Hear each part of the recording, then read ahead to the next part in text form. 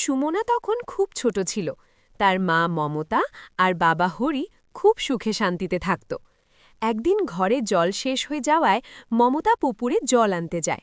সেখানে ঝোপের আড়াল থেকে একজন ছদ্মবেশী লোক মমতাকে ধাক্কা দিয়ে পুকুরে ফেলে দেয়। মমতা সাঁতার জানতেন না, তাই তিনি ডুবে মারা যান। রহমত কাকা মমতার দেহ পড়ে থাকতে দেখে হরিকে খবর দেন। হরি কান্নায় ভেঙে পড়ে।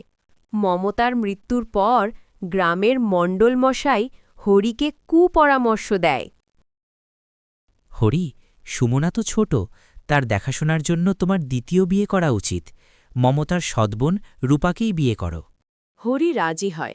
শুরুতে রূপা সুমনার সাথে ভালো ব্যবহার করলেও বিয়ের কিছুদিন পর থেকেই তার আসল রূপ বেরিয়ে আসে। সুমনার বয়স এখন 10 বছর। রূপা তাকে দিয়ে ঘরের সব ভারী কাজ করায়, নিজে সারাদিন বসে থাকে আর সুমনাকে একটু ভুল করলেই মারধর করে।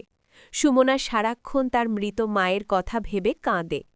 হরি বাড়িতে থাকলে রূপা খুব ভালো সাজার নাটক করে, কিন্তু হরি বাইরে গেলেই সুমনার ওপর নরক নেমে আসে।